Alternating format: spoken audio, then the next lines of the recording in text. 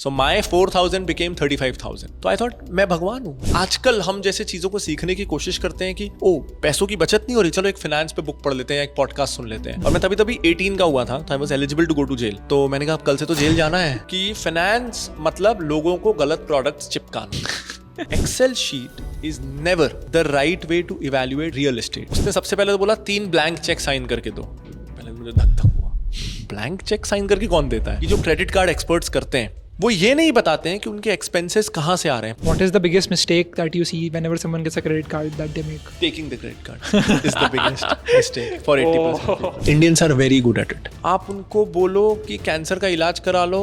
मेरे ताऊ जी पपीता खा के ठीक हो गए थे. We were in relationship for 15 years. You think that dating and finding relationships changes जैसे आप financially जैसे successful होते हो? तो आपने साइकोलॉजी ऑफ मनी पढ़ी है, आपको कैसा लगा वो पढ़ के किताब? अगर मैं एक बिगिनर होता, it's a wonderful book. It's in fact psychology of money नहीं, मैं रिच डैड पुअर डैड की बात करूं, बहुत सारी जो बेस्ट सेलर्स होती हैं किसी भी डोमेन की, आई थिंक वो बेस्ट सेलर्स होती हैं because everyone likes it. And if everyone is liking it, like a film, Salman Khan की फिल्म ले लीजिए, तो वो मसाला एंटरटेनर्स होती हैं. वो यूजुअली ना आपको कोई बहुत कॉम्प्लेक्स चीज़ का फॉर्मूला बना के दे दिया जाता है. मैं रिसेंटली ये पर्सपेक्टिव मुझे अभी रिसेंटली मिला, मैं सुन रहा था कुछ और डॉक्टर एटकिंस डाइट के बारे में ये बोला गया कि वो इतनी पॉपुलर क्यों है. Because it's really simple, avoid all carbs. You know, अगर आप बैलेंस्ड डाइट की कॉम्प्लेक्सिटीज में जाएंगे तो जो बिगनर इंसान है will not catch it. So because मैं 10-12 साल से फाइनेंस ही पढ़ता हूँ, मोस्टली यही काम करता हूँ, तो आई एम श्योर मैं कुछ साल पहले पढ़ा होता तो I would have loved the book. But अभी मेरे लिए उसमें ज्यादातर चीजें थी दैट आई न्यू. तो उससे जो मैंने सीखा वो यस डेफिनेटली कि in my next book how to present ideas better. I think I am horrible at that. But लेकिन जो लोग वो पढ़ते हैं किताब, तो आपको क्या लगता है what is the most important lesson जो वो कई बार ग्रास्प नहीं कर पाते हैं पर्सनल फाइनेंस और वेल्थ क्रिएशन के बारे में, पर्सनल साइकोलॉजी ऑफ मनी से?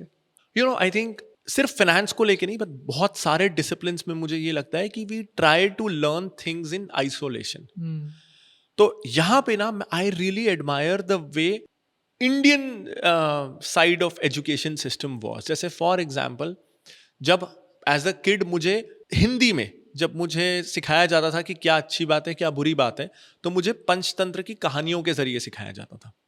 लेकिन स्कूल में जो एक इंग्लिश मीडियम कॉन्वेंट है जहाँ वेस्टर्न एजुकेशन हो रही है, वहाँ मॉरल साइंस पे एक बुक हो जाती थी और एक चैप्टर हो जाता था ट्रूथ और एक चैप्टर हो जाता था honesty, and no one connected. फिर उस पर हमारा एग्जाम भी ले लेते थे. तो I think the problem with आजकल हम जैसे चीज़ों को सीखने की कोशिश करते हैं कि पैसों की बचत नहीं हो रही, चलो एक फाइनेंस पे बुक पढ़ लेते हैं, एक पॉडकास्ट सुन लेते हैं. अच्छा, नींद नहीं आ रही, चलो नींद पे किताब पढ़ लेते हैं.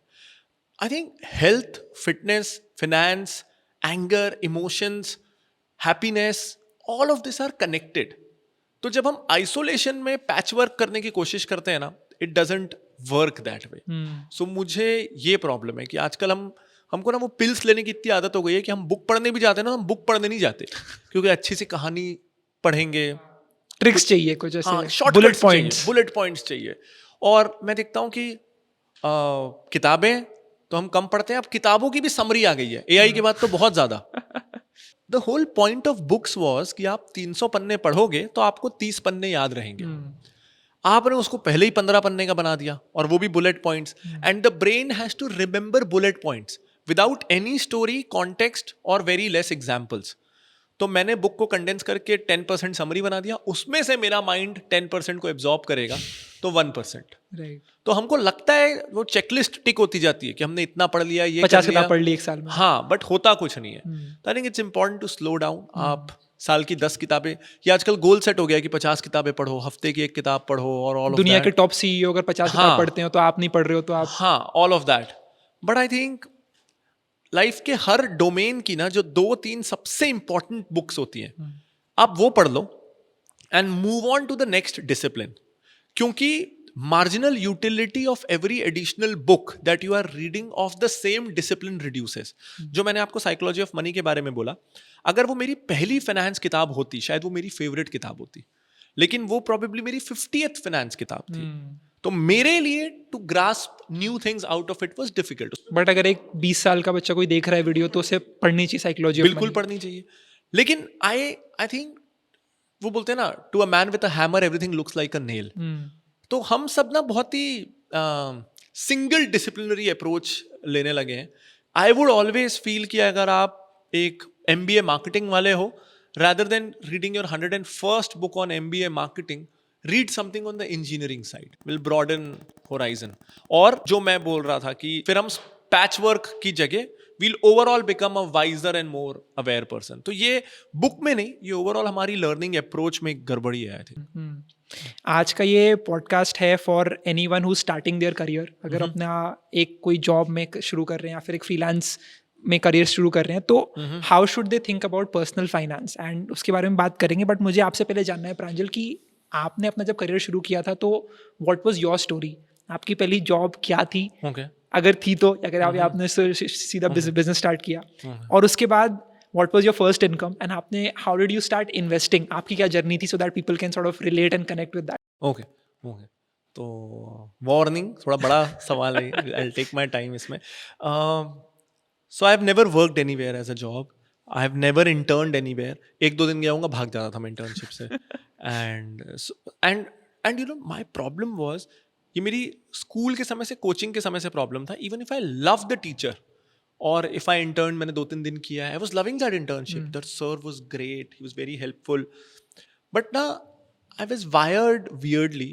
मेरे को क्या प्रॉब्लम होता था, ये टीचर तो बहुत अच्छे हैं, मेरे को इनसे इकोनॉमिक्स सीखनी है, लेकिन वो मुझे 3 बजे ही रोज क्यों बुला रहे हैं, मेरे को उस दिन 3 बजे नहीं पढ़ना.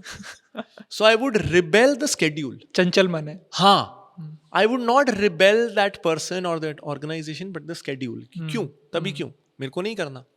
सो which is why I hate flights. I would travel a lot more if I don't hate flights, because उसमें भी ये प्रॉब्लम होता है, मैं 10 बजे ही क्यों जाऊँ एयरपोर्ट. प्राइवेट जेट चाहिए होगा उसके लिए. but things like that.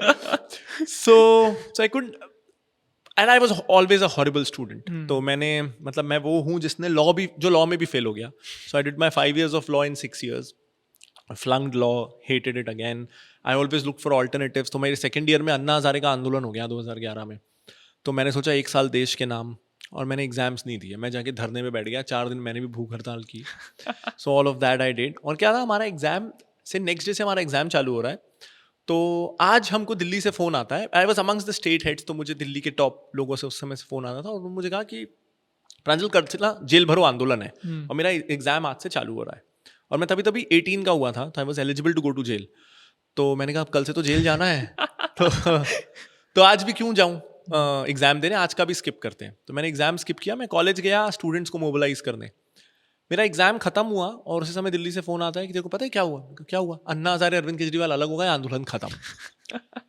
And my world stopped. मतलब मैंने ना भगत सिंह की पिक्चर देखी थी जिसमें एकदम से Gandhi ji non cooperation movement बंद कर देते हैं. तो भगत सिंह जी के घर वाले अपने कपड़े जला चुके होते हैं, कोई उनके रिलेटिव सरकारी नौकरी त्याग दिए रहते हैं, वो कहीं के नहीं रहते.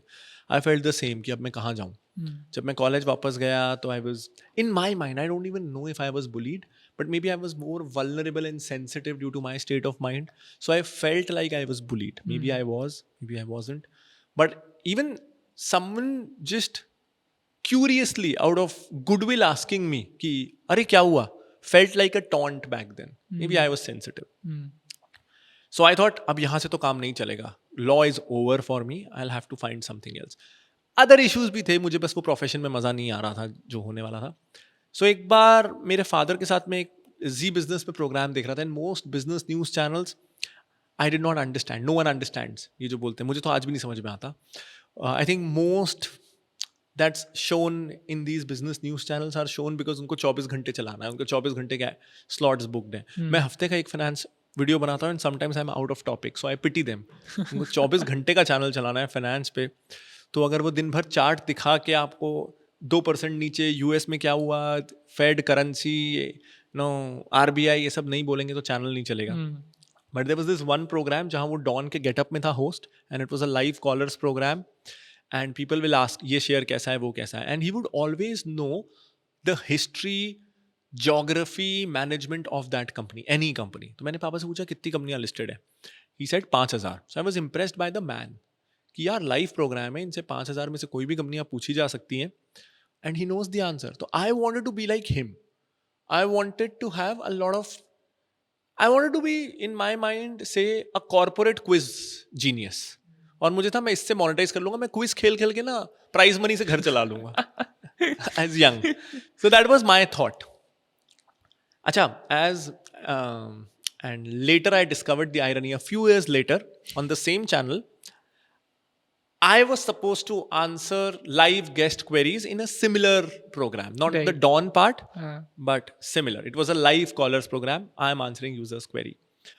So I was in that chair, and तभी I figured out my whole reason of starting was a lie, because the program is live, the call is live, लेकिन caller जो question पूछने वाला है वो एक हफ्ते पहले email पे आ जाता है. Oh. So you get to prepare well enough, and you her will- जगह होता है ऐसा. I don't know. मैंने live ऐसा इसी में किया है. हम्म. तो आई रियलाइज कि it's easy to sound smart, और एक हफ्ता है तो आप रिसर्च करके उसके बारे में सब कुछ बताओगे. आई डोंट नो उनके साथ उस चैनल में ऐसा था कि नहीं, उस समय मेरे साथ ऐसा था. सो वो प्रोग्राम से मैं इंप्रेस हुआ और मैंने पापा से कहा मुझे ये करना है. सो ही गेव मी 20,000 रुपीज़. और उसी समय ना पापा ने मुझे मेरे बर्थडे में स्कूटर गिफ्ट किया था, TVS Vigo. Love with that scooter. मैं पहली बार साइकिल से स्कूटर में आया था, मैं कितनी भी दूर जा सकता था. So amongst the first few stocks that I bought was TVS Motors, out of love and luck. Love for that scooter. As luck would have it, in a year the stock went up 8-9 times. So my 4,000 became 35,000. ये कौन से साल की बात है?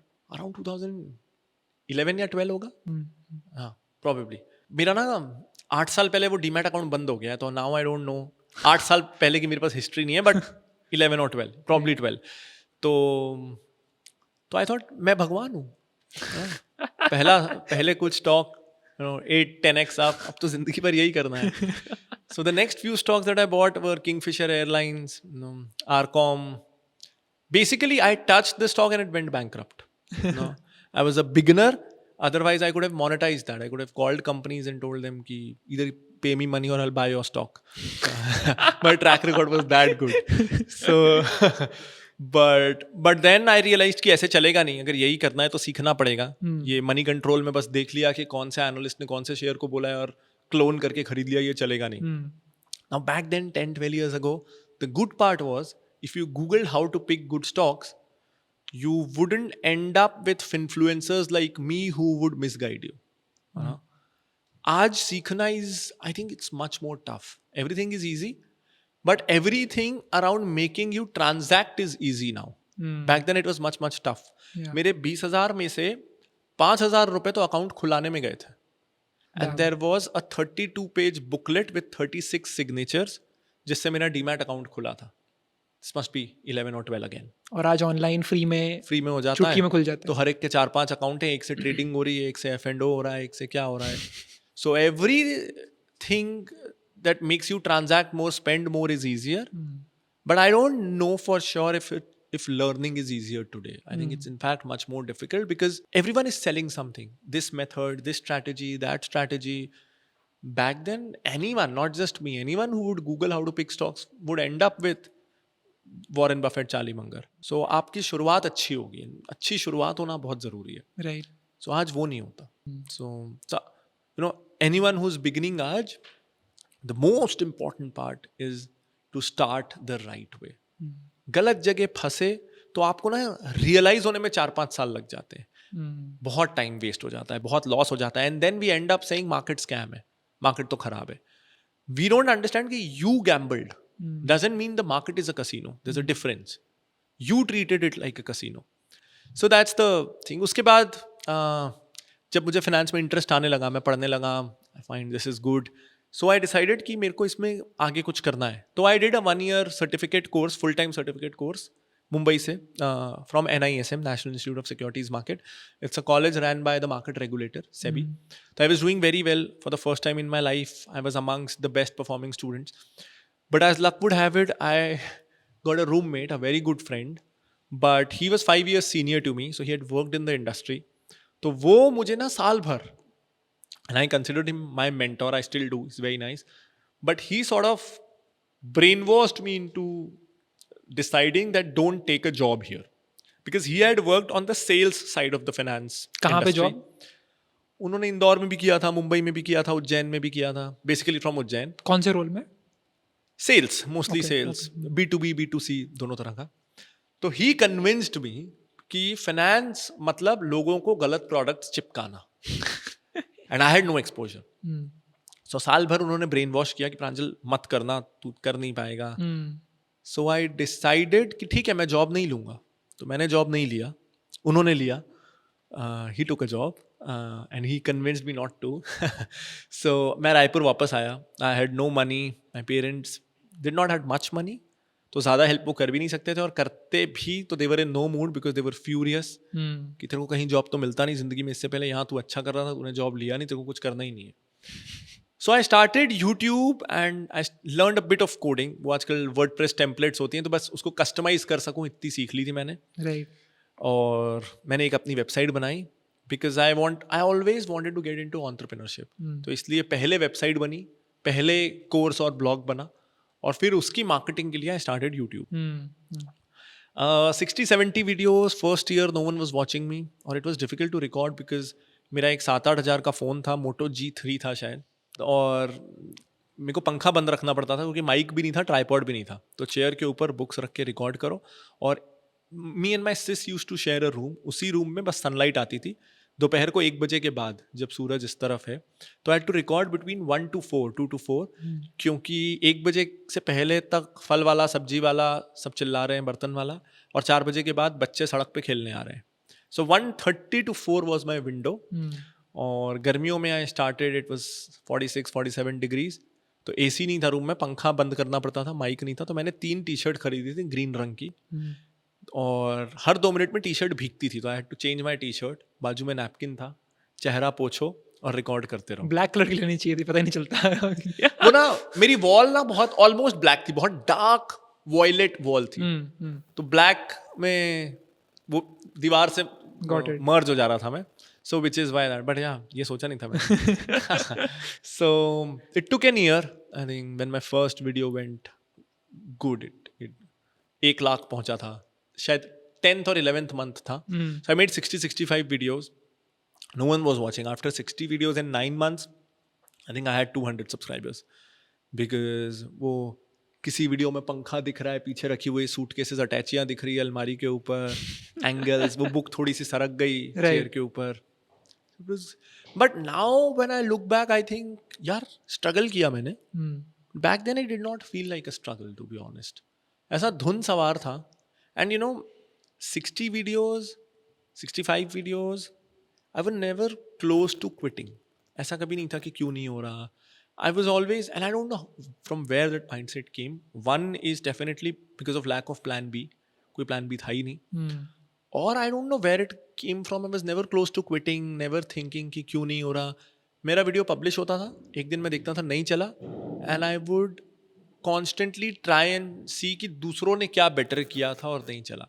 So I think if you allow yourself to fail for 60 times and you give yourself 60 chances to improve, आप कितने भी अनलकी हो और कितने भी बिलो एवरेज हो, you will end up decent. So yeah, that happened. But आपकी personality भी ग्रो हुई फ्रॉम समवन जो कि 3 बजे अगर बुलाया है टीचर ने तो वहाँ पे हर दिन नहीं आ पाते थे। वो सेम है। I hate schedules. Which is why, you know, अभी बजट था एंड ऐसे थे, I said no बजट के बाद पहले to most of the television appearances because they need you at a particular time. And आप मुझे बोलो कि ये टॉपिक है, आप वीडियो रिकॉर्ड करके बना दो, मैं आराम से कर लूँगा। But you want me at 3:15 और आपको 3:10 से सज धज के पहले बैठ जाना है।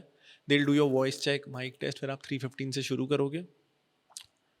It disturbs me, I can't do that. Interesting. जो ऑडियंस ये देख रही है एंड उन्होंने अपनी पहली जॉब शुरू करी है and they have gotten their first salary, तो now they have to think about what to do with this money, right? Let's say they get a 50,000 rupees per month job as a 22-year-old.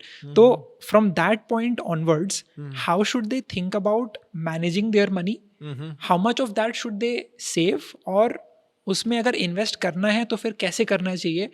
What should be the framework for this? और mindset क्या होना चाहिए? Okay, तो पहली salary आई, थोड़ा पैसा मंदिर में सबसे पहले, भगवान के बिना कुछ नहीं, फिर माँ बाप को, उनके बिना कुछ नहीं, फिर 2-4 महीना थोड़ा रिलैक्स करना चाहिए. कई बार क्या होता है एज फाइनेंस एक्सपर्ट्स ना, आप लाइफ की realities, human needs, emotion, wants को आइसोलेट करके एडवाइस देने लगते हो. सीधा एक्सेल शीट निकलती है and you start doling out what seems to be rational.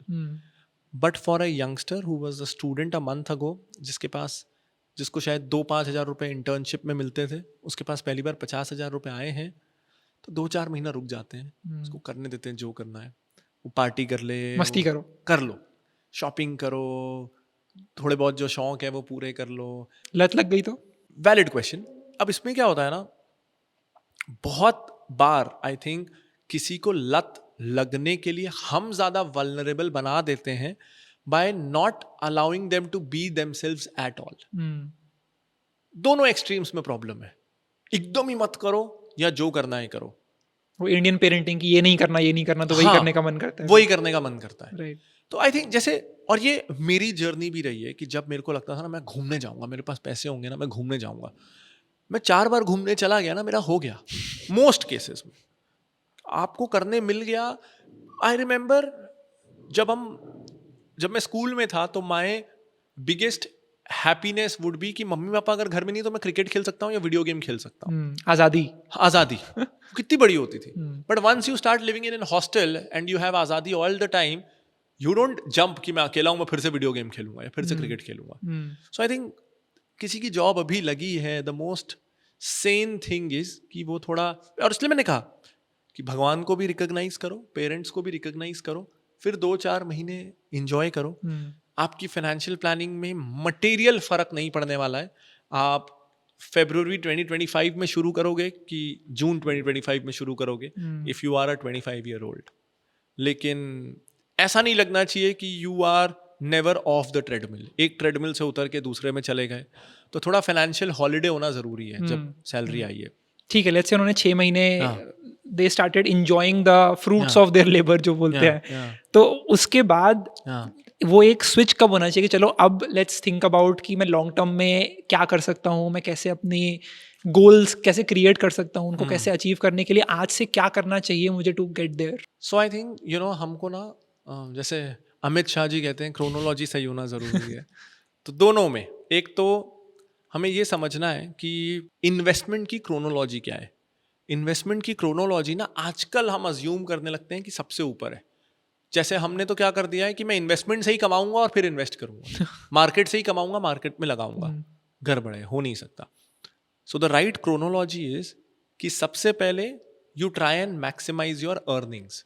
तो अगर आपका नौकरी अभी लगा है एंड यू थिंक कि ये 10,000 की या तो मैं SIP कर सकता हूँ, या ये 10,000 से मैं कोई वोकेशनल ट्रेनिंग, कुछ प्रोफेशनल ट्रेनिंग, सर्टिफिकेट कोर्स कर सकता हूँ जिससे मुझे नेक्स्ट जंप जल्दी मिलेगा. आई थिंक शुरू का कुछ पहले साल का इन्वेस्टमेंट मेरी नज़र में तो करियर ग्रोथ की तरफ होना चाहिए, because it will increase your net worth for life. So ये क्रोनोलॉजी बहुत ज़रूरी है. सबसे पहले आता है if you can earn more, if you can find ways to earn more, because if you earn more you'll automatically save more, and if you save more you'll then be in a position to invest more.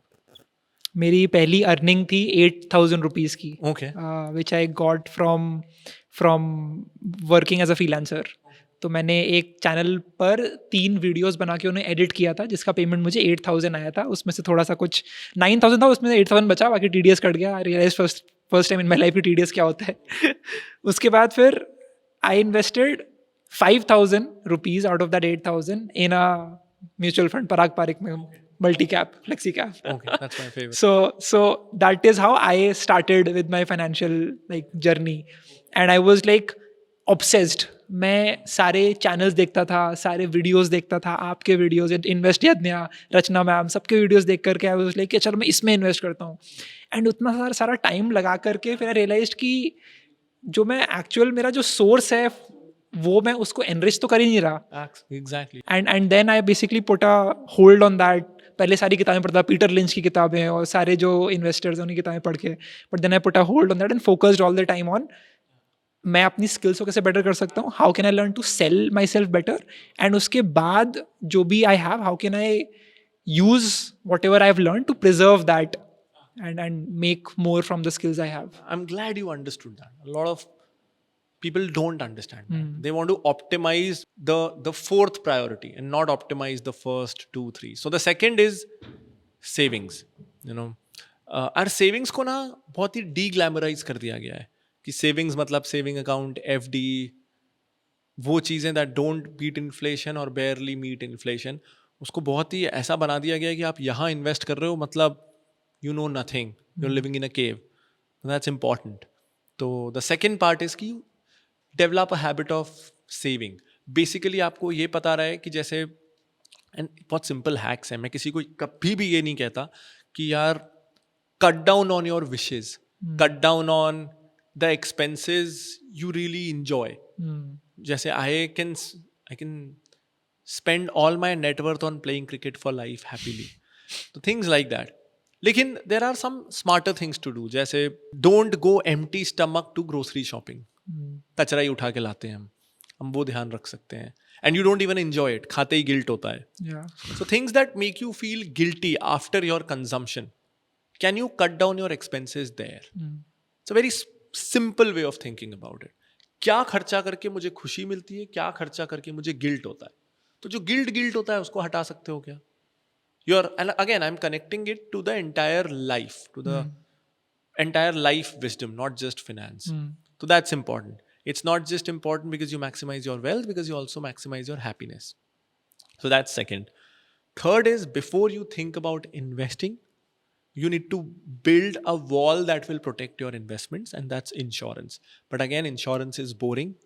And we try to make it exciting. Some companies try to make it exciting by giving you returns on your life insurance. I think that's one of the worst deals you can get. क्यों? बता रहा हूँ. So here's the way. Here's how to think about it. मुझे कभी भी मेरी car insurance पे returns मिलते हैं क्या? कि इतना प्रीमियम भरो कार इंश्योरेंस पे और 10 साल बाद ना आपने 10 लाख प्रीमियम भरा था, 1 लाख प्रीमियम भरा था, वो बढ़ के 10 लाख हो जाएगा. ऐसा नहीं होता. कार इंश्योरेंस पे मैंने जो साल भर खर्च किया वो गया. हेल्थ इंश्योरेंस में मुझे कभी रिटर्न्स नहीं मिलते. Home insurance, office insurance, mobile insurance, that money never grows. सिर्फ लाइफ इंश्योरेंस में हमें ये झुंझुना दिया जाता है कि ensure your life and that money will also grow. If you mix insurance and investments you will get neither. अलग अलग रोल है दोनों के, उसको ऐसे ट्रीट करना चाहिए. और क्या होता है ना, व्हाई एम आई सेइंग कि you will not gate either जब आप दोनों को मिक्स करोगे, इज बिकॉज क्या होता है, your investments you are planning for goals that are medium और लॉन्ग टर्म. सो मेरे को घर लेना हो सकता है 5 साल बाद, मेरे को बच्चों की शादी हो सकती है मेरे 20 साल बाद, मेरा रिटायरमेंट हो सकता है 30 साल बाद. तो you invest for medium to long term, लेकिन you need insurance to protect you from day 1. तो क्या होगा अगर मैं ये दोनों का खिचड़ी प्रोडक्ट ले रहा हूं, it becomes extremely expensive. Right. Because it's trying to protect me and also grow my money. So it becomes extremely expensive. लेकिन इंश्योरेंस तो मेरी नेटवर्थ हो सकता है आज 1 लाख रुपए, लेकिन मेरे को इंश्योरेंस फिर भी 1 करोड़ रुपए का आज ही चाहिए. 5 साल 10 साल बाद नहीं चाहिए, बल्कि तब तो जरूरत कम हो जाएगी क्योंकि मेरे इन्वेस्टमेंट्स क्रिएट हो जाएंगे. Right. तो ये लोग नहीं समझते. लोग कैसे इसको कैलकुलेट करते हैं कि यार मैं ना 10,000 लाइफ इंश्योरेंस प्रीमियम दूंगा अगले 25 सालों तक, मतलब मैं 25 साल में 2.5 लाख रुपए दे दूंगा. अगर मैं 2.5 लाख म्यूचुअल फंड में डाल दूं तो वो 25 साल में 50 लाख रुपए हो जाएंगे. 50 लाख का ही तो मुझे इंश्योरेंस मिल रहा है, क्या फायदा. लेकिन इस असम्पशन में यू आर अज्यूमिंग कि nothing will happen for you for 25 years. What if something happens for you in the first 2 years. तो दोनों का पर्पस बहुत अलग है. उसका है to protect you till you are retired, and investment का है to help you get retired. बहुत डिफरेंट पर्पसेस हैं. Right. तो जब इतने डिफरेंट पर्पसेस हैं तो you can't mix them together. So the third most important thing is कि आप इंश्योरेंस सही लो. घर के अर्निंग्स मेंबर का लाइफ इंश्योरेंस, और जब मैं लाइफ इंश्योरेंस कह रहा हूँ तो प्योर टर्म प्लान, कोई फैंसी चीज़ें नहीं, प्रीमियम बैग 10 साल दो, जिंदगी भर रखो. फाइनेंस में ना गोल्डन थंब रूल इज कि the most boring product is generally the best product, and the most fancy products, cryptos, buy now pay later cards, IPOs, anything new finance में is very dangerous. तो new में NFO होता है, new fund offer, new में IPO होता है, new में cryptos हैं, ये buy now pay later हैं, आजकल क्रेडिट कार्ड्स बहुत चल रहे हैं. Anything that's new in finance it's very dangerous. ये फोमो होता है मेरे को लगता है ऐसा, बिकॉज आई थिंक कि हम सबके सर्कल में एक ऐसा एक बंदा होता है जो कि जिसकी पूरी चर्चा होती है हर जगह कि अच्छा हाँ. पता है ये तो 25% कमा रहा है, या फिर देखो इसने इस आईपीओ में इन्वेस्ट कर लिया तो उसको उतना हो गया, अब तुम क्या क्या कर रहे हो. And then people are left thinking कि अच्छा मुझे भी करना चाहिए. तो अगर कोई 20s में है तो how can they prevent that FOMO from hitting them and how can they work against it? हम ना बहुत सारी ये प्रॉब्लम सॉल्व हो जाए अगर हम थोड़ा नोट टेकिंग करने लगे, वो चाहे डिजिटल हो. मैं ट्रेलो कार्ड्स बनाता हूँ मेरी नोट टेकिंग के लिए, कैसे भी. बट जैसे हम ना शेयर खरीदते जाते हैं और हम भूल जाते हैं कि वो क्या इन्फ्लेक्शन पॉइंट था, वो क्या रीजन था जिसकी वजह से I was attracted to buy that stock. थोड़े समय में हम भूल जाते हैं. या मैंने बेच दिया तो मैं ये भूल जाता हूँ कि उस दिन मैं क्या सोच के बेचा था. So because we don't have a ledger of our thought processes, we keep repeating the same mistakes again and again.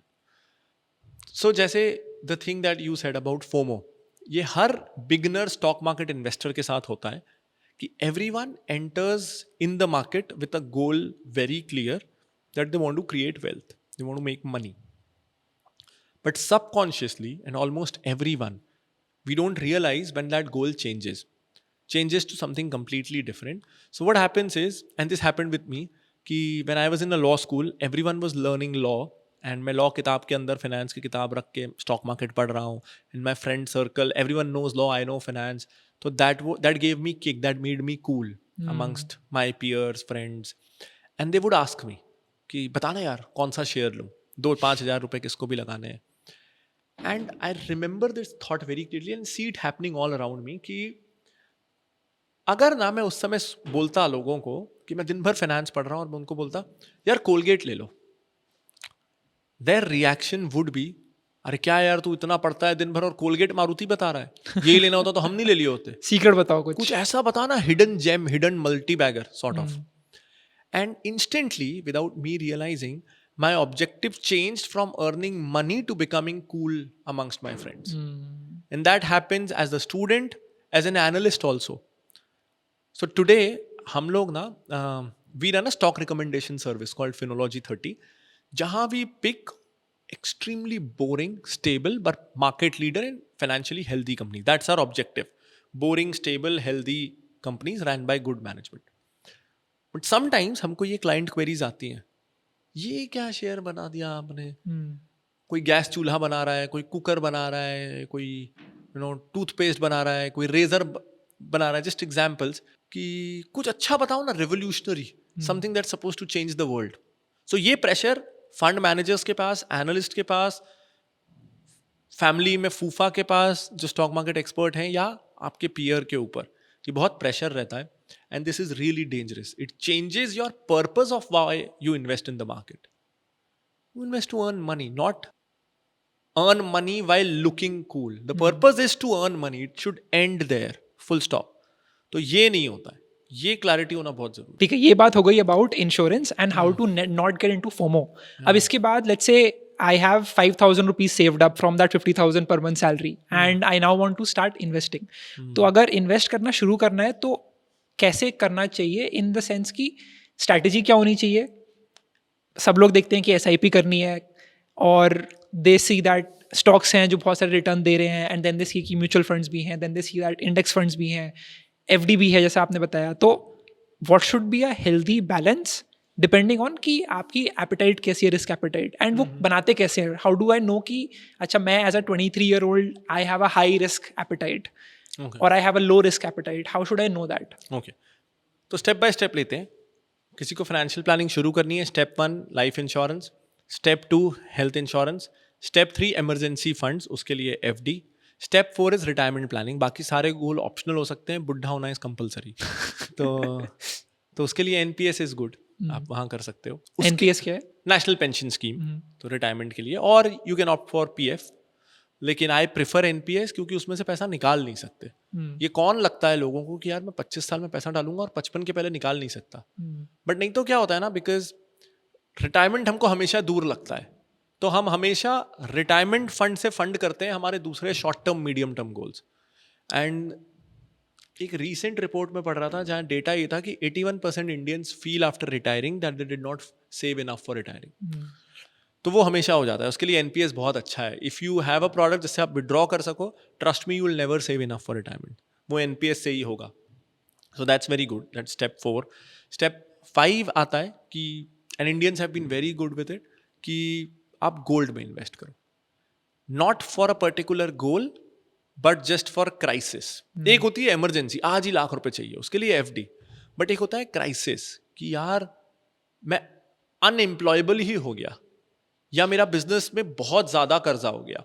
Gold is highly liquid, grows fairly well.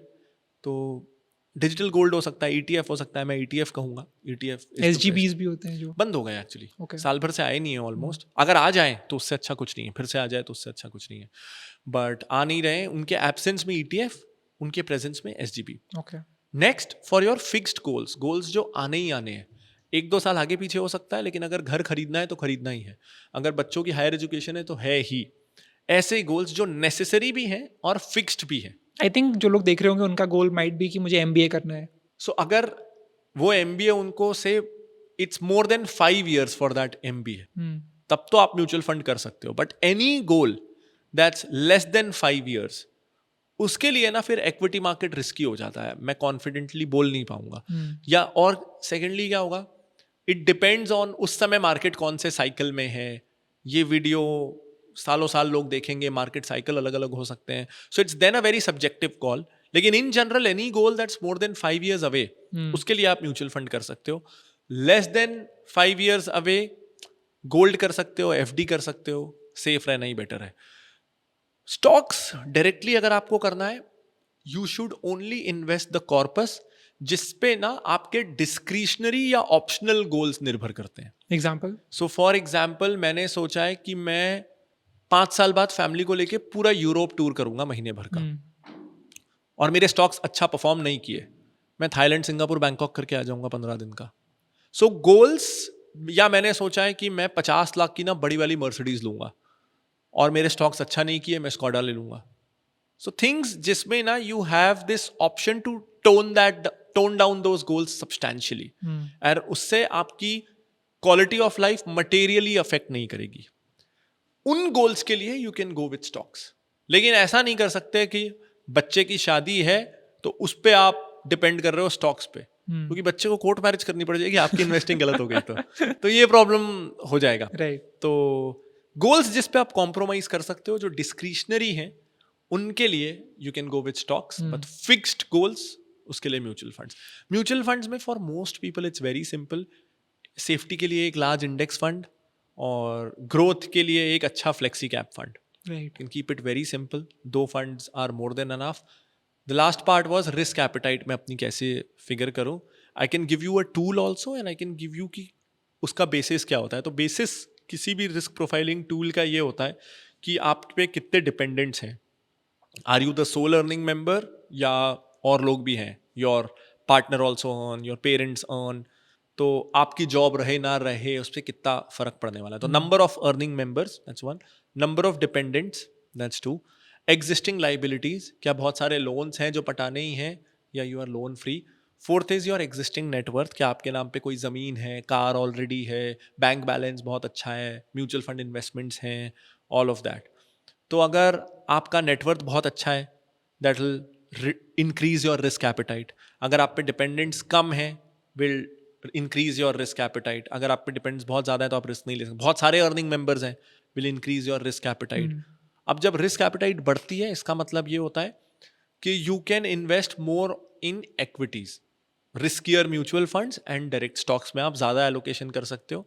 आपको इंडेक्स फंड में कम कर सकते हो, स्मॉल कैप फंड में भी जा सकते हो, फ्लेक्सी कैप में ज़्यादा जा सकते हो, डायरेक्ट स्टॉक्स कर सकते हो, गोल्ड को कम कर सकते हो. एक इंपॉर्टेंट फैक्टर और है कि आपके कितने सारे गोल्स हैं और वो कितने दूर हैं. जितने दूर हैं गोल, आप उतने वॉलेटाइल इन्वेस्टमेंट्स यूज़ कर सकते हो. जितने पास हैं गोल, उतने स्टेबल इंस्ट्रूमेंट्स में आपको रहना है. सो क्वालिटेटिव पैरामीटर्स ये हैं, और बहुत सारे गोल प्लानिंग टूल्स आजकल फ्री में अवेलेबल हैं. इनफैक्ट हमने भी अभी रिसेंटली लॉन्च किया है, फिनोलॉजी रेसिपी में बंदा है फ्री में. ये बहुत सालों से ना CIBIL report, CRISIL CIBIL report चलता था. That is only your credit worthiness. Right. लेकिन कंप्लीट फाइनेंशियल प्लानिंग अगर मैं DIY खुद से करना चाहूँ तो उसके लिए we have recently launched a free goal planner Finology recipe में 4-5 लाख लोगों ने ऑलरेडी यूज़ किया है। ऐसे बहुत सारे टूल्स हैं, सिर्फ मेरा नहीं है। आई थिंक ET मनी का भी है ऐसा कोई टूल, तो या you can use that, but parameters ये सब है। Understood. So that is about the personal finance angle of it. Now जैसे आपने बताया कि अगर किसी को घर खरीदना है तो खरीदना ही है, तो let's talk about that in 20s। When should someone think about buying a house, if they should think about buying a house at all? And if they have made a decision कि ठीक है I want to buy a house, तो उसके पीछे का जो finance वाला part होता है, how should they figure that out? Okay, so घर खरीदना है कि नहीं खरीदना है, इसको ना बहुत ज़्यादा आजकल influencers black and white matter कर देते हैं, but it's very grey thing कि does it give you happiness, क्या आपके लिए वो पीस ऑफ माइंड ज़रूरी है। जैसे मैं ज़िंदगी में शुरू के 20 साल किराए के मकान में रहा, हमको एक कील ठोकने से पहले सोचना पड़ता था, पूछना पड़ता था। 20 ईयर्स तक उस घर में मैं 20 ईयर्स तो नहीं रहा, उस घर में मैं 14 ईयर्स रहा, from my age 6 to 20, and उस घर का बोर सूख गया था।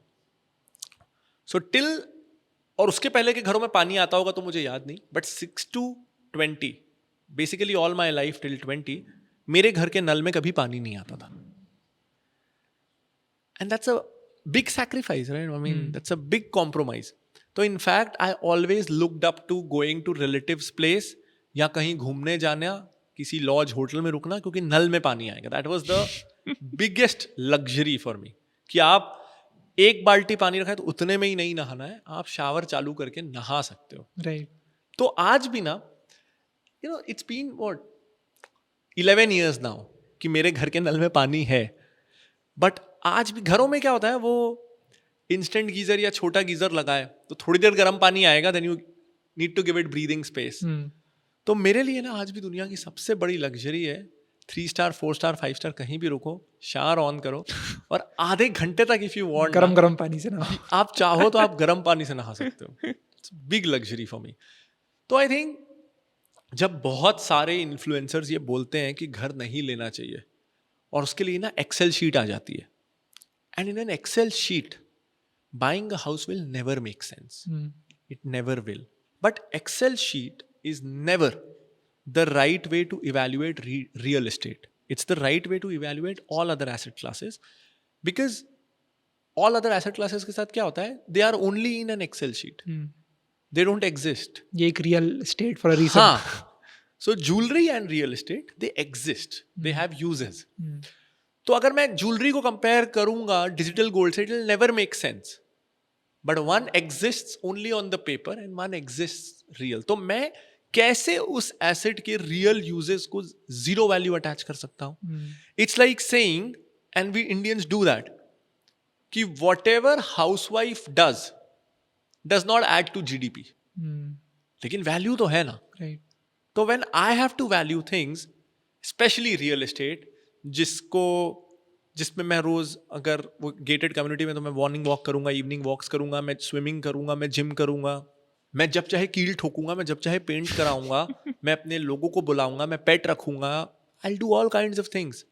उसकी वैल्यू कैसे अटैच नहीं की जाती, और एक्सेल शीट में नहीं की जाती, इसलिए एक्सेल शीट में सेंस नहीं बनता। बट हैविंग सेड दैट, मैंने कहा ग्रे है। If someone is fine living in a rented home और उनको ये सब चीज़ों से फर्क नहीं पड़ता, they want to roam around freely, शहर बदल लो, स्ट्रेस ना हो अपने घर का, कैपिटल लॉक ना हो, I understand that is well.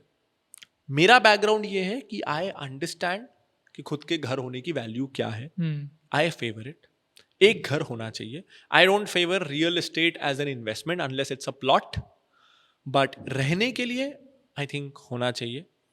So if you feel the same, I think you are ready to buy a house when you don't have other liabilities, बहुत सारे EMIs already ना चल रहे हो, and you can buy a house with at max 30-35% of your salary going towards EMI. So if you, आप देख रहे हो मेरा EMI 30,000 का आ रहा है, go for it जब आपकी सैलरी 1 लाख है। Got it. आपने अभी EMI की बात करी, तो मैंने एक ट्रेंड नोटिस किया है, जो भी मेरे एज के 23-25 ईयर ओल्ड्स जो बैंगलोर में रहते हैं, उनका finances looks like this. They basically have 10 different EMIs that are going for n number of things, right? Car खरीद ली, कार का EMI, फ़ोन खरीद लिया, उसका EMI चल रहा है, सब कुछ EMI चल रहा है. आजकल तो फ़ोन में जब प्राइस दिखता भी है स्टोर में, प्राइस नहीं लिखा आता, उसमें EMI लिखा आता है, स्टार्ट 3,000 रुपये पर मंथ.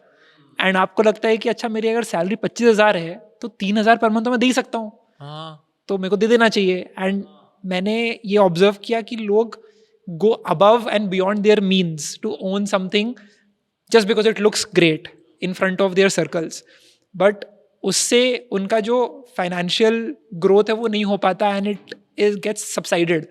तो ऐसे सिचुएशन में how should someone think about it, how should they get out of this trap of EMIs and what is your thought on no interest या zero interest EMIs जो होती हैं? 6 महीने पहले तक I was more neutral on this कि यार credit card है, अगर 45 दिन तक इंटरेस्ट फ्री पीरियड मिल रहा है, 1% रिवॉर्ड भी मिल रहा है, तो what's the harm. Interest free में भी I had a similar thought कि ठीक है, 80,000 का फ़ोन मुझे 80,000 में मिल रहा है और मेरे को इंस्टॉलमेंट में देने मिल रहा है. So the rational financial mind in me said कि credit cards are good if you can use it the right way, EMIs are good if you can use it the right way. 6 महीने पहले ना, my brother-in-law is a big, hugely interested in cars. My sister, my brother-in-law, they live with us, joint family. तो he decided कि he wants to get a car off-roading के लिए, तो we decided on Jimny.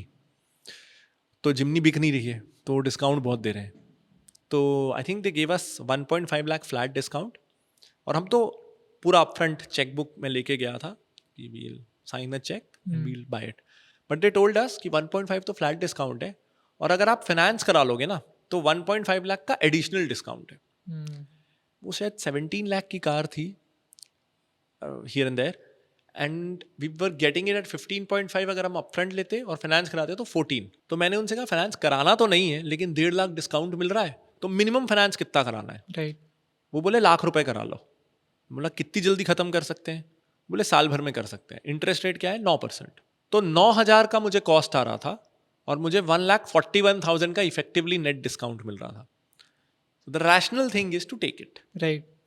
मैंने कहा हाँ बिल्कुल लेंगे, 1,40,000 फ्री के किसको नहीं चाहिए, और महीने की देते रहेंगे. 9,000 की तो EMI है, 1 साल देनी है, क्या फ़र्क पड़ता है. सो अगले दिन वो बंदा मेरे ऑफिस आया बहुत सारे डॉक्यूमेंट्स लेके.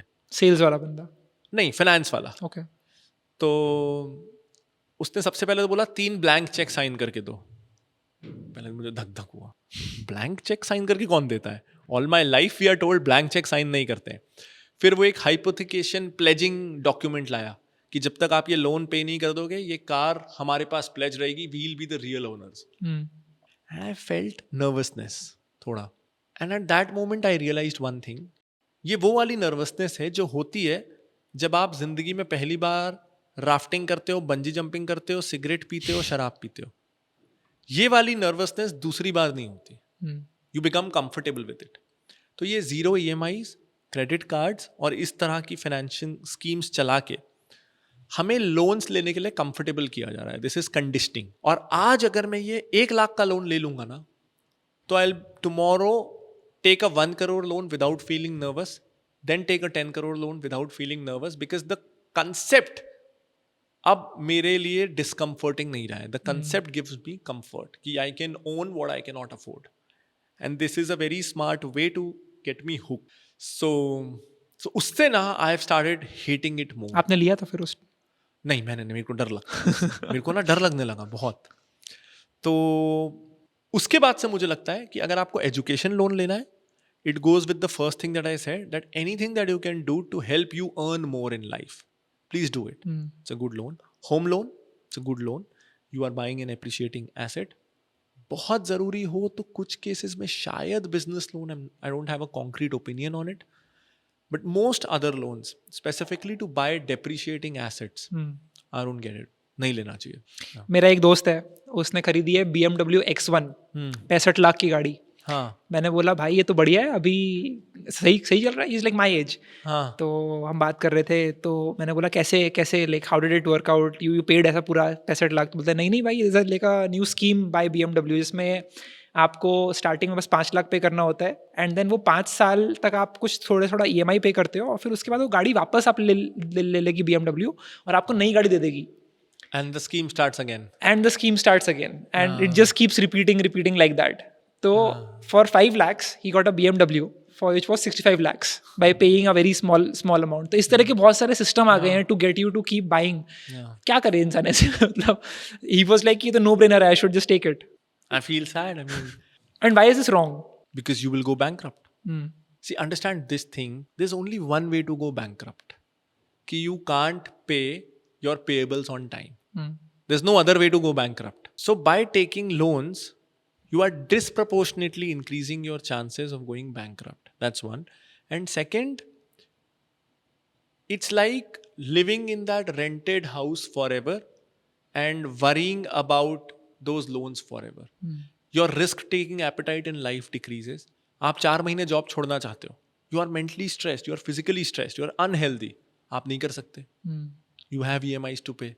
और हम हमेशा सोचते हैं कि nothing will go wrong. And in life, in the long run, everything that can go wrong will go wrong.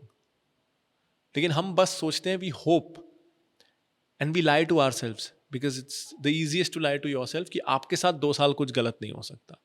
होने को हो सकता है, शायद नहीं होगा, but out of every 100 people who take this risk, probably 10 के साथ होगा.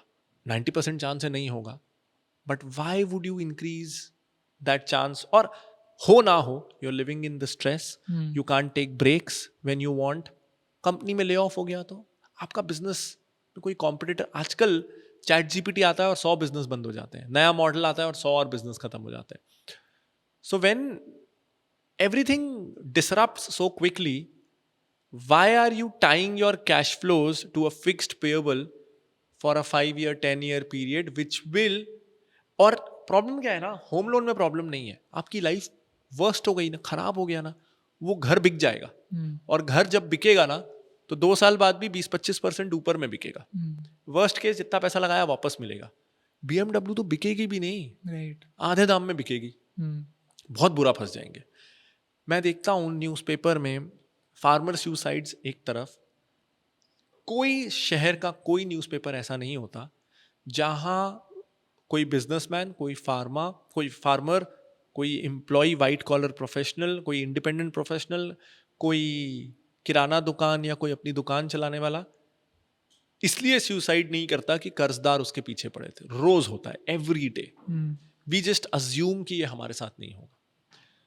और ये इंस्टेंट लोन ऐप, ये लोग आपके फोन में इमेजेस का एक्सेस लेते हैं, कॉन्टैक्ट्स का एक्सेस लेते हैं, चाइनीज ऐप्स आ गए बहुत सारे. चाइनीज ऐप्स, ये आपको ब्लैकमेल करते हैं. मैं कहता हूँ इंडियन ऐप्स भी आपकी इमेजेस इधर उधर नहीं करेंगे.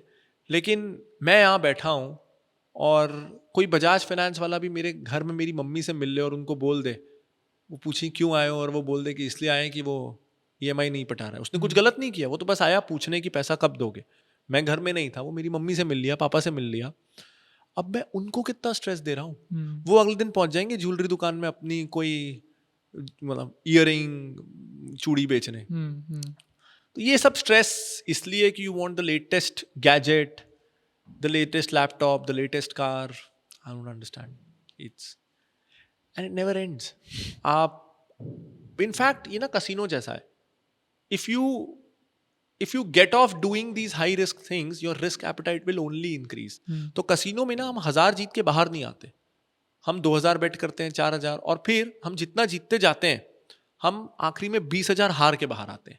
Because every bet is bigger and we are bound to lose once, and that one time will be bigger than all your cumulative wins. It's the same with loan. मैं छोटे छोटे loan में बच भी गया ना तो मैं इतना लोन लूंगा. I mean, if Vijay Mallya, Anil Ambani could go bankrupt, once worth thousands of crore rupees, उसके पीछे क्या रीजन हो सकता है except the fact that they became more and more comfortable with higher leverage and greedy, because they thought कि they can own everything that they can't afford. Leverage will rescue them always. इन दोनों की बात नहीं कर रहा, in general a common man's wisdom tells me कि भाई मेरे पास आज के ज़माने में अगर 5-10 करोड़ रुपए आ जाए तो लाइफ इज सेट, फिर मैं रिस्क क्यों लूंगा? Right. So for me to think कि a man, entrepreneurs at 5,000 crores, 10,000 crores, 20,000 crores, taking so much risk that they went bankrupt, to me nothing can be more foolish than that. क्यों करोगे आप वो? Your brain is completely disoriented. You earn money and you do everything to become financially free, not to increase your net worth and to take proportionately more debt. Why would you do it? So because debt is poison and it addicts you. आपने credit card की बात करी, will come to that, but उससे पहले for a lot of people who are watching this video, freelancers हैं वो, एंड उनकी इनकम फ्लक्चुएट होती रहती है. It's not constant like a salary, and they are not able to do like a proper SIP की मुझे automatically this amount will go as investments. Some months they are making, let's just से they made 1 lakh, the next 2 months they made nothing, the third month they again made 2 lakhs, फिर again they made nothing. तो in this situation, how should they think about investing, and what do you think is the biggest mistake that freelancers make with investing? So it's a very simple concept कि the more volatile your income is, the larger your emergency corpus needs to be. तो अगर आपकी income ऊपर नीचे हो रही है, the general thumb rule is if you are a salaried person, keep 6 months of expenses worth of funds in your savings account. For freelancers, it could be 50% more. आप 9 महीने की रख लो. Before you start investing in mutual funds, make sure कि आपके 9 महीनों का खर्चा आपके सेविंग्स अकाउंट में है. उससे क्या होगा ना कि बीच में अगर 2-3 महीने इनकम नहीं भी आती, you have surplus funds to continue your SIP and to adjust to that volatility. तो बहुत सिंपल है. जितना आपको लगता है आपकी इनकम वॉलेटाइल है, मैं कह रहा हूँ 6 महीना इज द बेस. 6 महीने के ऊपर 50% का प्रीमियम ले लो. इफ यू थिंक नहीं, आप एक एवरेज फ्रीलांसर से भी ज्यादा वॉलेटाइल हो, ये मैं देखता हूं बहुत ज्यादा होता है वेडिंग फ्रीलांसर्स के साथ, कि वो साल का 80% कमा रहे हैं साल के 20% डेज, उनमें बहुत ज्यादा है.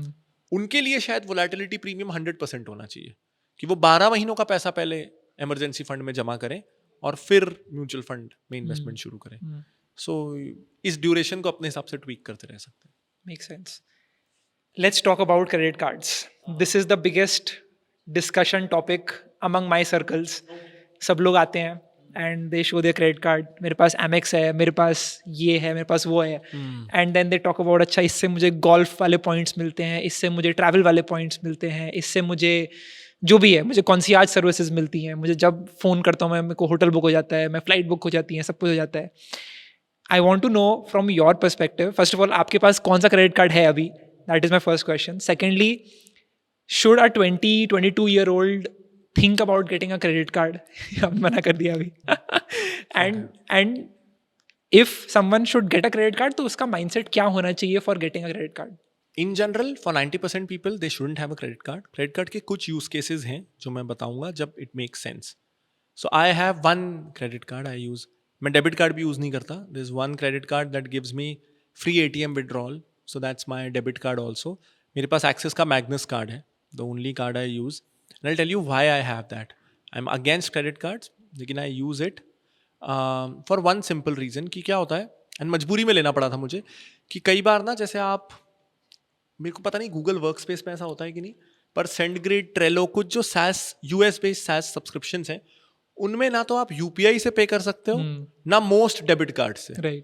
कुछ बैंक के, कोटक, कैनरा, कुछ बैंक के डेबिट कार्ड अलाउ है, बट 90% बैंक से डेबिट कार्ड नहीं चलते और UPI तो चलता ही नहीं है. All they accept is Visa, Amex और मास्टर कार्ड का credit card to make your monthly yearly SaaS payments. तो as an entrepreneur running a team of 60 people, मेरे लिए it's more of a business requirement. मैं payments कैसे करूंगा? So that is one reason to have it. और जब मैं वो पे कर रहा हूं तो क्या होता है, as an entrepreneur running medium size team, your overall monthly expenses are substantial, जो मैं इंडिविजुअल कभी खर्च नहीं करूंगा. लेकिन मेरे SaaS बिल्स ही महीने के 3-4 लाख हो जाते हैं. Right. अब अगर उस पर मुझे 2% के रिवॉर्ड मिल रहे हैं, तो मेरे को साल के लाख 1.5 लाख 2 लाख के रिवॉर्ड मिल जा रहे हैं, कभी बोनस मिला के। तो साल के लाख 1.5 लाख मुझे मिल रहे हैं, लेकिन वो मुझे मिल रहे हैं, हमें ये भी देखना है। अब क्या होगा इस पे ना, ये जो क्रेडिट कार्ड एक्सपर्ट्स करते हैं वो ये नहीं बताते हैं कि उनके एक्सपेंसेस कहाँ से आ रहे हैं। प्रोबेबली बैकएंड में कोई बिजनेस है या कोई और यूज है। दे आर, मैं कहूँगा ट्रैवल ब्लॉगर है, दिन भर होटल में जा रहे हैं, फ्लाइट में जा रहे हैं, उनका खर्चा हो रहा है इतना। तो to earn a reward of lakh रुपए, मेरे कार्ड से साल का खर्च हो रहा है 50-60 लाख रुपए। अब इस पे ना मैं बढ़िया सा ट्विटर थ्रेड बना सकता हूं कि मैं 30 दिन का यूरोप ट्रिप कराया, 5 साल के मेरे पॉइंट्स इकट्ठे हुए और मैं 30 दिन का यूरोप ट्रिप करके आया और मैंने एक पैसा भी खर्च नहीं किया। या फिर बोलते हैं 500 रुपए में बिजनेस क्लास टिकट कर हाँ, ली, या फिर 1000 रुपए दे करके मैं हाँ, 5 स्टार होटल में रुक के आ हाँ, गया। मैं कंप्लीटली फ्री यूरोप ट्रिप करके आया, बिजनेस क्लास, खाना भी उसी ने खिलाया और मैं महीना भर 5 स्टार होटल में रहा। This thread will sound really fancy. फिर मैं एफिलिएट कमीशन कमा सकता हूँ क्रेडिट कार्ड बेच के, या मैं क्रेडिट कार्ड कंसल्टेंसी दे सकता हूँ, या मैं बस इंगेजमेंट फार्मिंग कर सकता हूँ। लेकिन द रियल ट्रूथ इज कि यार most credit cards have a reward rate of 1 to 2%।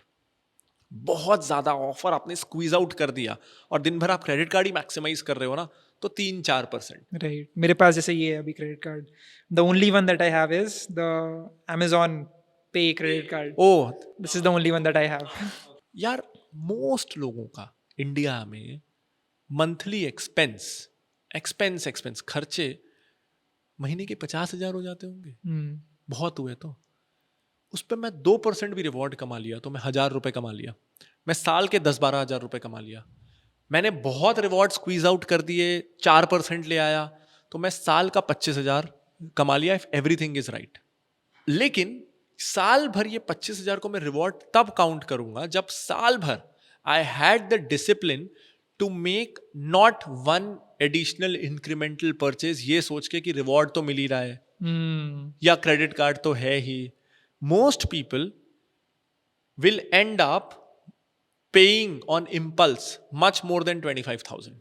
तो उनको दिखेगा कि 12 लाख उन्होंने साल का खर्च किया, लाख रुपए भी खर्च किया महीने का, तो 25,000 के रिवॉर्ड आए, लेकिन वो शायद उनका एक्सपेंस ना 80,000 के बदले हर महीने 90,000 ही होता। 10,000 हर महीने खर्च ही क्रेडिट कार्ड के कारण हो रहा है। और किसी एक महीने आप टाइम पे नहीं दे पाए तो 50% का इंटरेस्ट लगना शुरू हो जाएगा। तो रिस्क रिवॉर्ड फेवरेबल नहीं है।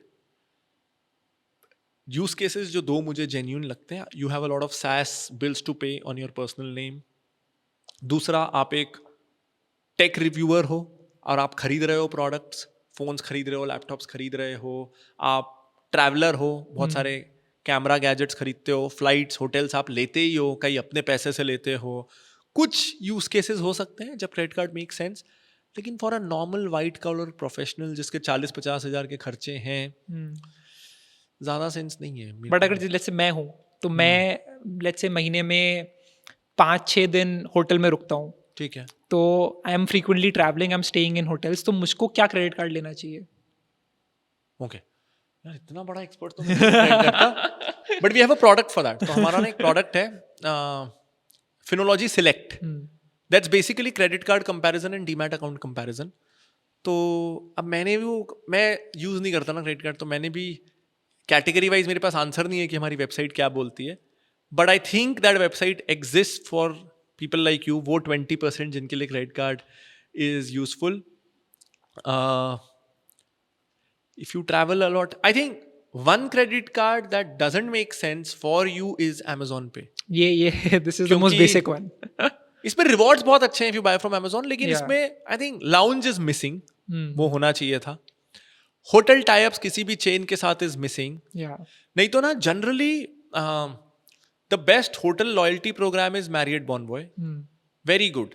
तो मेरे क्रेडिट कार्ड में क्या होता है, मैंने आपको बताया कि आई डोंट नो रफली 3 लाख रुपए का बिल होता है मेरे क्रेडिट कार्ड का हर महीने, एंड रिवॉर्ड रेट मैग्नस है तो शायद इट्स अराउंड 3%। राइट, तो और उसके बाद ना if you convert it to Marriott points तो वो डबल हो जाता है, तो इट्स 5.5-6%। तो 3 लाख पे ना हर महीने मुझे उसका 6%, मतलब 18,000 रुपए के मैरियट स्टेज मिलते हैं। अब मैं महीने में 2-3 दिन से ज्यादा होटल में क्या रुकूंगा, तो हाँ, इस क्रेडिट कार्ड के कारण my hotel stays are free. मुझे लोग बोलते हैं एक्सेस एटलस करके वो कार्ड है वो लेना चाहिए, तो I just applied for that. Okay, मेरे को पता नहीं है, मैं भी सुनता हूँ उसमें ना एक्चुअली रिवॉर्ड पॉइंट्स के बदले कुछ माइल्स का कंसेप्ट है, you earn miles.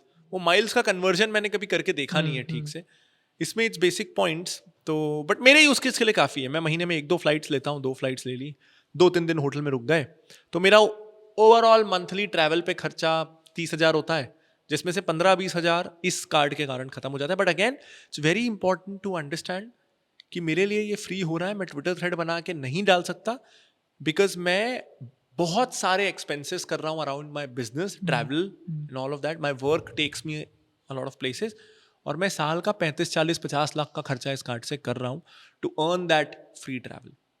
But for most people it will not make sense. What is the biggest mistake that you see whenever someone gets a credit card that they make? Taking the credit card is the biggest mistake for 80% of people. Yeah. ऐसी कोई चीज़ है that the banks are hiding from you when they are trying to sell you credit cards? मैं ऐसे airport पे जाता हूँ, वहाँ पे सब लोग ऐसे होते हैं कि अरे सर आओ आप ये कार्ड लो वो कार्ड लो, but what are they hiding? They don't tell you, they tell you कि 50 दिन तो इंटरेस्ट फ्री है। They don't tell you कि 51वें दिन 51st day they don't charge you from the 51st day, they charge you from day one.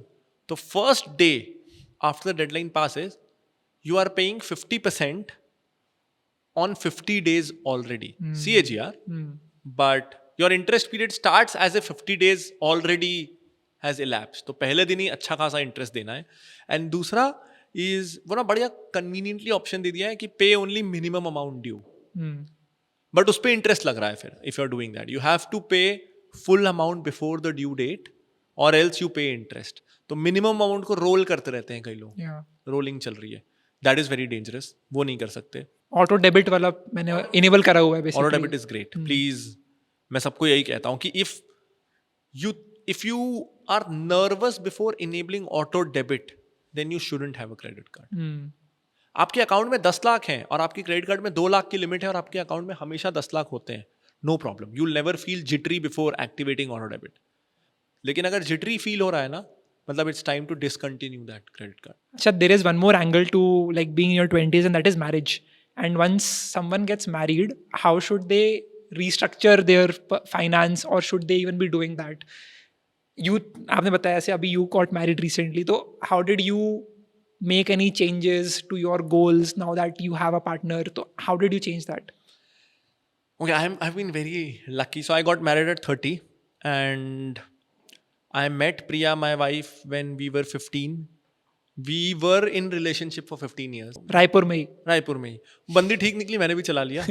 तो I think I'm really lucky कि ना मैंने कभी ये सब फेस नहीं किया।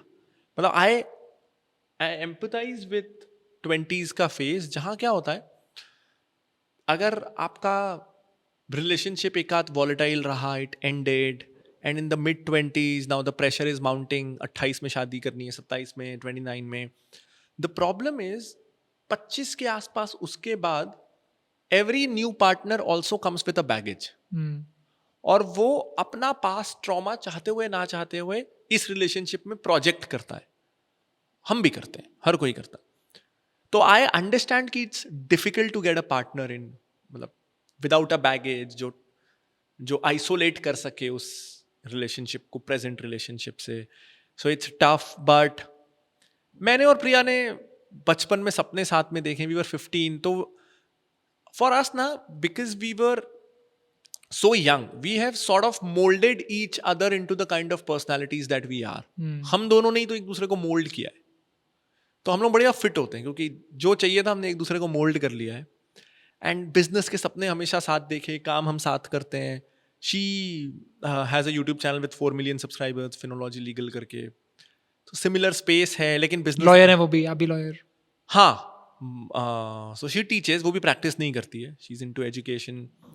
तो बिजनेस साथ में किया, सीखा साथ में सब कुछ। Our life has been so much together and so similar कि marriage, so we got marriage at 30 just because हमको ऐसा था कि यार शादी विल बी वन मोमेंट जिंदगी में, सिर्फ एक बार, जब everyone who's important to us in our lives will be there. तो शादी चाहिए थी मेरे को ना, एक मैंने बस वहाँ ओवर स्पेंड किया है टू बी ऑनेस्ट. वहाँ मेरे को Excel big fat Indian wedding. हाँ एक्सेल शीट साइड में और ऐसा था कि I want everyone to have the best moments of their life. तो पता है when you say big fat Indian wedding, to me that's not a fixed number कि 50 लाख की शादी इज बिग फैट, 1 करोड़ या 2 crore. A big fat Indian wedding is big fat जब आप अपने नेटवर्थ का substantial amount on marriage spend कर देते हो. अगर किसी की नेटवर्थ 100 करोड़ है और वो 2 करोड़ खर्च कर रहा है, उसने बहुत अच्छा फाइनेंशियल डिसीजन लिया है. किसी की नेटवर्थ 2 करोड़ है और वो 2 करोड़ खर्च कर रहा है, इज अ बैड डिसीजन. शादी दोनों 2 करोड़ की थी. So everything is relative. किसी के लिए मर्सिडीज की ए बी वाली जो भी सबसे सस्ती वाली होती है, यही होती है ABC, मुझे नहीं पता. ओके मुझे भी नहीं पता. किसी के लिए it could be a budget car अगर वो 500 करोड़ का बंदा है. किसी के लिए इफ वो वैगनर अफोर्ड करता है और बलेनो पे जा रहा है तो कुड बी अ स्ट्रेच. तो एवरीथिंग इज रिलेटिव. तो मैरिज मुझे ना ऐसे करनी थी, एक तो अच्छी करनी थी बाय माय स्टैंडर्ड्स की, सब कंफर्टेबली स्टे कर सके. मेरे को ना ये था कि मैंने अपने आसपास देखा था कि जब बजट कम हो तो यू स्टार्ट कॉम्प्रोमाइजिंग ऑन, चलो उसको नहीं बुलाते, कमरे नहीं है, उसको नहीं, मुझे ही नहीं चाहिए था, मुझे जो इंपॉर्टेंट है सब चाहिए थे. और दूसरा, मुझे शादी तब करनी थी जब both of us could spend that amount of money without worrying about that money कि इतना खर्चा हो रहा है. तो 2 करोड़ की शादी के लिए we had to be 10x that. 1.5 crore की शादी के लिए we had to be 10x that. तो we were waiting for that कि मम्मी पापा से 1 रुपया नहीं चाहिए और हमको भी इतने पैसे में करना है कि खर्च होके भूल जाए, पिंच ना हो, and yet everyone feels this is the best wedding they have attend. And this is why you married at 30 and not at like 27 or 28. Yeah, so which is why we waited. But how do you split like finances? कैसे करते हो manage? उसका वो जाने, मेरा मैं जानूं. We don't, because there's no joint account. There is no ऐसा चीज. No. Ideally होना चाहिए in a couple ये transparency. लेकिन to be very honest, हम दोनों में क्या होता है, although she has a separate company, उसकी टीम अलग है, but the office space is shared और हम दोनों एक साथ रहते हैं. Domain is similar. मैं भी एडटेक में हूँ, मैं भी यूट्यूब में हूँ, वो भी एडटेक में यूट्यूब में है. 50% of the domain is similar, strategies are similar, all of that.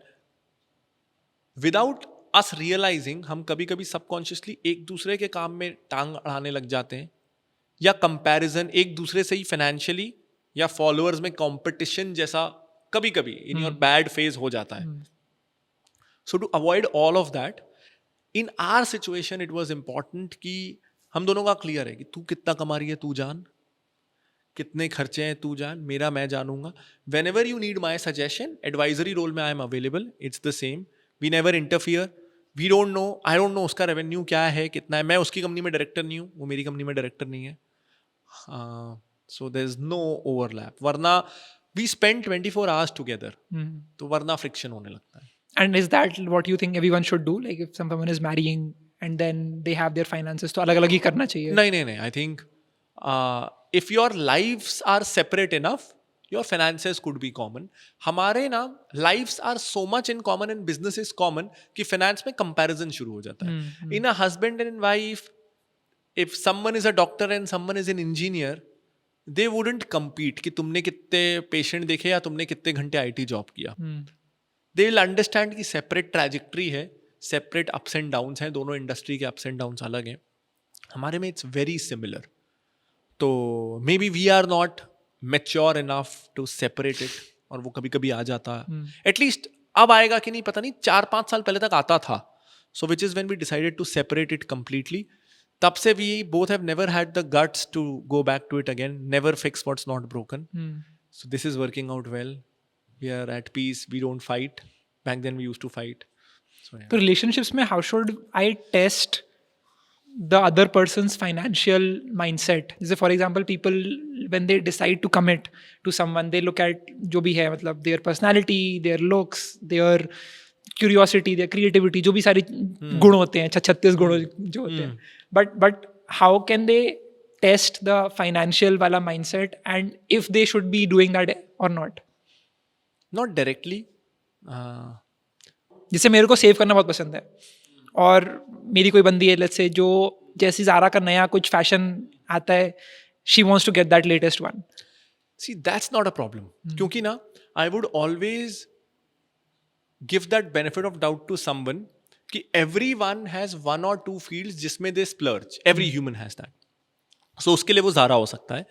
I would judge the person exactly in an opposite way कि यार ठीक है, हम normally ना we stay in a 4 star. एक बार इसको 2 star में रुकवा के देखता हूँ रुकेगी क्या. या अगर हम ITC में खाना खाने जाते हैं, अब ना अगले 1 महीने में इसको हर बार स्ट्रीट फूड या इंडियन कॉफी हाउस ही लेके जाता हूँ. Is she flexible enough to adjust, जो क्योंकि ये फ्लेक्सिबिलिटी लाइफ भर चाहिए होगी. Everyone's financial situation will change throughout life. तो I think anyone who is flexible and is willing to adjust, शादी के बाद भी फिर जब you have this conversation around finances, that person will mold his or her habits according to the financial situation. So I'm not looking for financial habits per se, I'm looking for flexibility in lifestyle. Do you think that dating and finding relationships changes जैसे आप financially जैसे successful होते हो? Does it get easier? Does it get harder to date or to find people as you get more like wealthier या फिर financially successful? From everything that I hear in social media, I think ऐसा होना चाहिए, but मैं dating scene में रहा नहीं हूँ. मैं when I was 15 dating, के से booked हो आप तो. I was bankrupt basically. जेब में 50 रुपए and cycle. So I don't know, but अगर मैं बहुत कोशिश करूँ डिटैच होके वैक्यूम में सोचने की, आई थिंक होता होगा, and I think it's not bad. अगर I am betting my future life with someone, तो मुझे अगर दिखता है कि हाँ that person can give me financial stability, guy और girl, I think if that's the sole factor, probably नहीं होना चाहिए, बैलेंस्ड ओपिनियन होना चाहिए. लेकिन इन अ बैलेंस्ड सीवी क्या फाइनेंशियल कंडीशन के पॉइंट्स होने चाहिए? आई थिंक होने चाहिए. फिटनेस के होने चाहिए, फाइनेंशियल के, इमोशनल स्टेबिलिटी के होने चाहिए, financial condition. The key is balance. Right. एक फैक्टर ही डोमिनेट ना करे, because then you will end up making bad choices. You need 100 points का report card, and you should select a person who scores the highest on that report card. You shouldn't go subject wise. वो maths में अच्छा है कि हिंदी में कि English में, उस डेप्थ में जाने से प्रॉब्लम होगी. Yeah. But overall report card में वो फैक्टर होना चाहिए. Other than this topic, there is a very vast concept or thing that people talk about, that is trading. Trading is for, who is it for exactly? मतलब if you had to say कि no one should be trading. No. I'll explain. Okay. So it's very simple.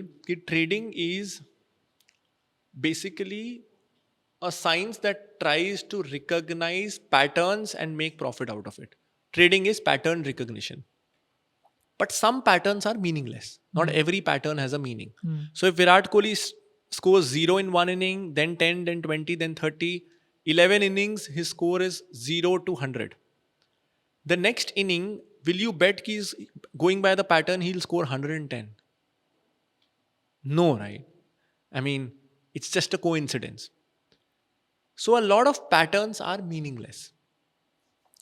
Now, in a stock price, say I pick a 5-year stock price of any company, price chart.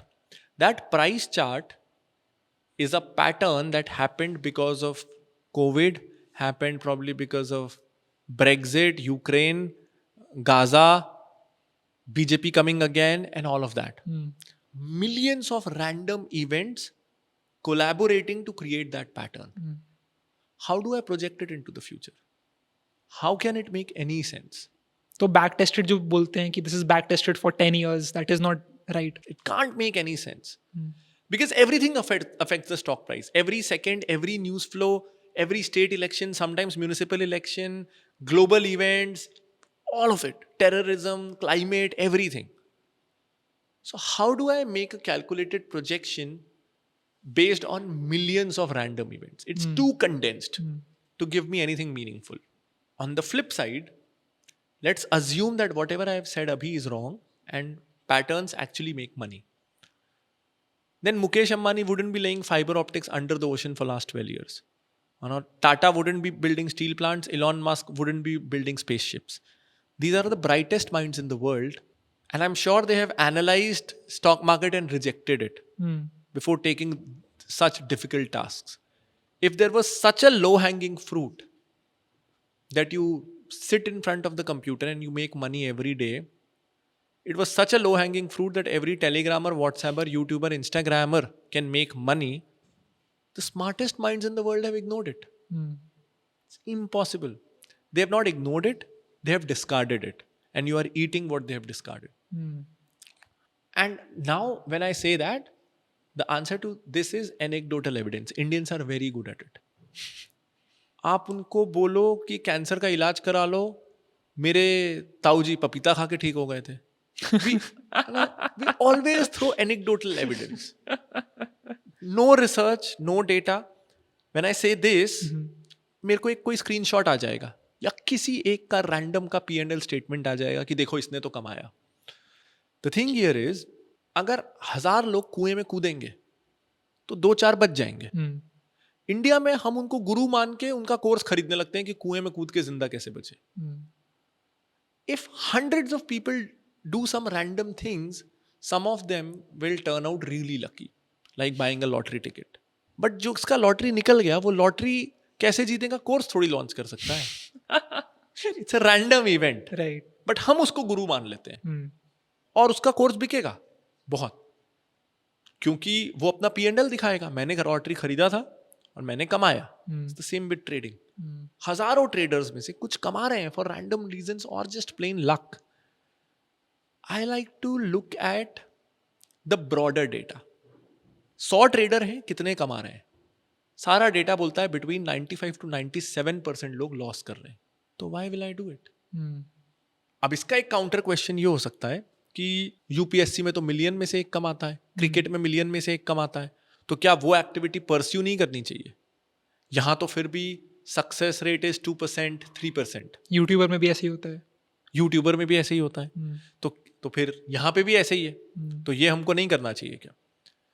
But आप cricket की बात करो, YouTubing की आजकल बात करो, IPS IAS बनने की बात करो, there is a journey, right? You learn, you spend the hard hours, you spend years, you build a team, and you basically become a professional. और आप प्रोफेशनल बन के फिर कमाने लगते हो. राइट. Someone asks me कि मैं स्टॉक मार्केट में CFA कर लेता हूँ, मैं 2-3 डिग्री कर लेता हूँ, सर्टिफिकेट कोर्सेज कर लेता हूँ, I am ready to invest my capital for 5 years, will I make money then? I will say yes, you will be amongst those 5%.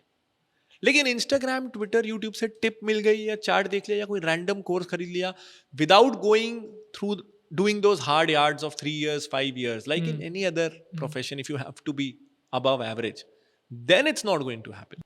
So the way we think it's going to happen, 1-2 course, 2-4 video, tips, advice course, उससे नहीं होने वाला. You take professional courses, 3 साल पढ़ो, CA, CFA करो, then हो सकता है. बट लोगों को वही है ना, they don't want to do it like full time dedicated. They want it to be like a side hustle which generates them some amount of money. If someone has a lump sum amount that they want to invest, how should they think about that? Let's say I have 2 crores that I want to now invest in the stock market. What should be the strategy to do that? Let's say मेरी ही बात कर लो, 23 years का हूँ मैं, I don't have much liabilities, कोई loan नहीं है. Then how should I think about investing in it? You should come to me, I'll manage it. But PMS में होता है था कि PMS में डाल दो and then PMS हो they'll सकता do है, it. RIA हो सकता है, Registered Investment Advisors हो सकता है, AIFs हो सकता है. But if you want to do it on your own, खुद करना चाहिए मैनेज, या फिर like is it better to give it to someone else and then? okay, good question.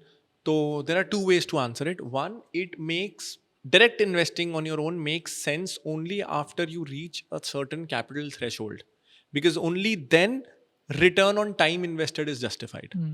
मुझे लगाना लाख रुपए है और मैं खूब रिसर्च करता हूँ, दिन रात घंटों, महीनों, हफ्तों लगाता हूँ, और मैं म्यूचुअल फंड से 2% एक्स्ट्रा रिटर्न ले आता हूँ. उसने 15% लाया, मैंने 17 ले आया. 1-2% से ऊपर आप ला नहीं पाओगे, ले भी आए तो. पहले तो लाओगे ही नहीं म्यूचुअल फंड से ऊपर, ले भी आए तो 1-2-3%. तो on a lakh rupees for all my time and efforts मेरा अल्फा जनरेट हुआ 2-3 हज़ार रुपए का over a mutual fund. So it's not justified. Right. So at lower levels of capital, it doesn't make sense. Once you start investing in crores is when probably direct investing makes sense from a financial point of view. But there's this other way to answer it. And this is the reason why I say everyone should invest directly. only the money that they can afford to lose, or the money they are investing only for their discretionary goals that I talked earlier. And this thing is, जब भी आप mutual fund से invest करते हो, PMS से, AIF से, you become wealthier probably, and you should, because it's a team of experts doing that full time. So they will do better than a direct stock picker on most cases. It's like saying on a random day, if Virat Kohli bats and you bat, Virat Kohli will bat better 99 times out of 100.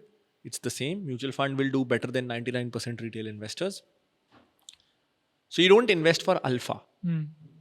You invest, and you should invest if you think you need something other than alpha, and that's intelligence and wisdom. Because when you directly invest in stocks and जब loss होता है, you start reading about companies. आप किसी दिन aviation पढ़ रहे हो, किसी दिन हॉस्पिटैलिटी, किसी दिन FMCG, फार्मा, एंड दैट आजकल ना हम वैसे भी किताबें पढ़ते नहीं हैं. So annual reports, presentations, con calls become our books of understanding business, management, psychology, economics. So when you do that for 5 years, 10 years, you become a better employee, better independent professional, or a better entrepreneur.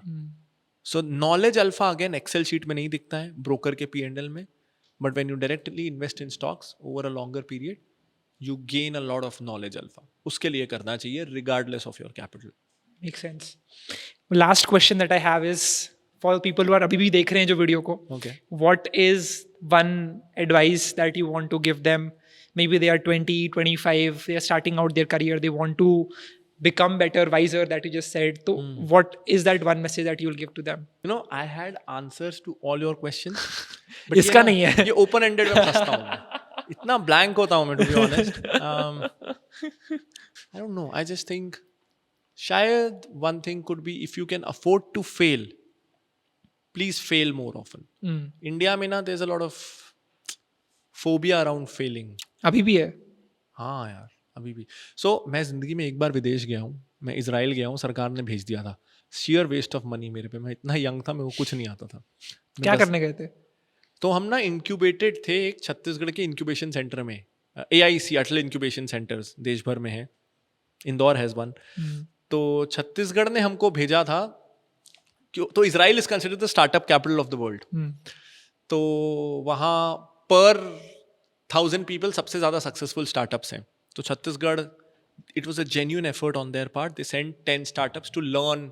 वहाँ उन्होंने बड़े बड़े लोगों से हमारी mentorship करवाई, fix करवाई, 10 दिन के लिए भेजा कि कुछ सीख के आओ. तुम कुछ सीख के नहीं आए, वेस्ट करके आया था मैं. But one, I think the only lesson that I got, तो क्या होता था, एंटरप्रेन्योर से वी वुड टॉक, और एक दो इंटरव्यू के बाद ना एक कॉमन थ्रेड आने लगा. तो मैं लोगों से सवाल ये पूछने लगा. मैं उनसे पूछता था कि ये जो आपका सक्सेसफुल स्टार्टअप है जिसके कारण आप हमको आज सेशन दे रहे हो, this is after how many failed attempts? The least number that I got was 3, and the maximum that I got was 17. 17. So the range was 3 to 17. हमारा जब पहला स्टार्टअप फेल होता है तो हमको बोलते हैं स्टार्टअप नहीं.